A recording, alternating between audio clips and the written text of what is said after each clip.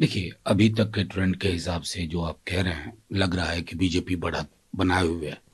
लेकिन मेरा अपना अनुभव कहता है कि चीजें स्पष्ट होती हैं 12:30 एक के बाद। बहरहाल, जो ट्रेंड की स्थिति है और जो मैं इलेक्शन कमीशन के साइट पे भी देख रहा था, उससे लग रहा है कि बीजेपी की बढ़त लगभग निर्णायक है। फिर भी इंतजार करना चाहिए।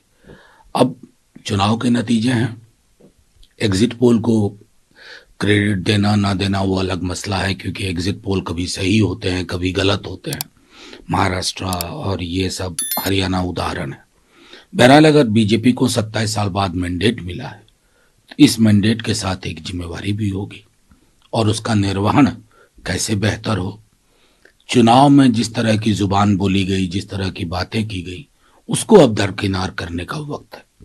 क्योंकि अब चुनाव बहुत मैं समझता हूं परेशानी का होता जा रहा है। सर, अगर यही ट्रेंड कायम रहता है, नायक लग रही है कि बीजेपी की निर्णायक ये बढ़त है, तो आम आदमी पार्टी अगर पिछड़ रही है तो कौन से फैक्टर आप अहम मानते हैं दिल्ली में जिसकी वजह से वो पिछड़ रही है? देखिए, पॉलिटिक्स में ये कहना कि कौन सा फैक्टर है, ये बड़ा मुश्किल है। किस फैक्टर पे 240 पे आ गए, ये चीजें एकेडमिक डिस्कशन के लिए हैं। 10-12 साल से केजरीवाल जी थे। एक वोटर का मिजाज का भी होता है कि देखो बदल के देखते हैं। लेकिन मैं ये भी कहूंगा कि आ, कुछ चैनल्स जो राउट दिखा रहे थे, वैसा भी नहीं हुआ है। तो चुनाव कोई एक सिंगल फैक्टर पे नहीं होते हैं। आ, इसके लिए चर्चा के लिए वक्त होगा आने वाले दिनों में। सर, अभी तक के जो ट्रेंड है उसमें एक चीज जो बहुत खास नजर आ रही है कि आम आदमी पार्टी के कई बड़े नेता जो कि मंत्री के चल रहे हैं, आतिशी दिल्ली की मुख्यमंत्री है और वो पहले राउंड से पोस्टल बैलेट की गिनती से ही वो लगातार पीछे चल रहे हैं। केजरीवाल साहब कभी आगे हो रहे हैं, कभी पिछड़ रहे हैं। देखिए, सौरभ भारद्वाज पीछे हो गए हैं। इंडिविजुअल सीट्स पे कमेंट करना, ये देश अद्भुत है। प्रधानमंत्री जी पीछे चल रहे थे बनारस में।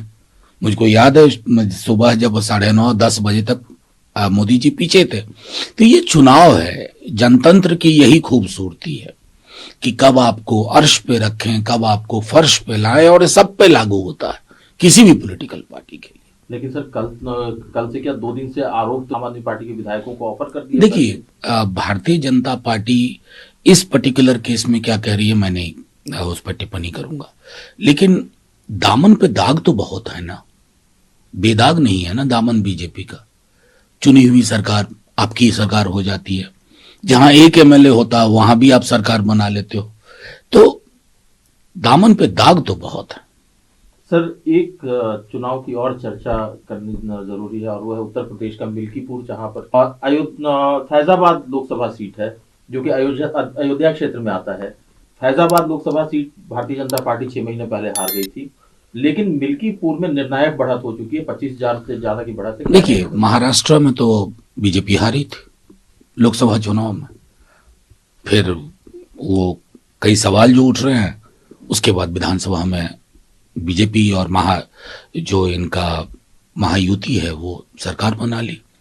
तो इन निर्णयों को उनके विवेक पे, लोगों के विवेक पे छोड़ना चाहिए।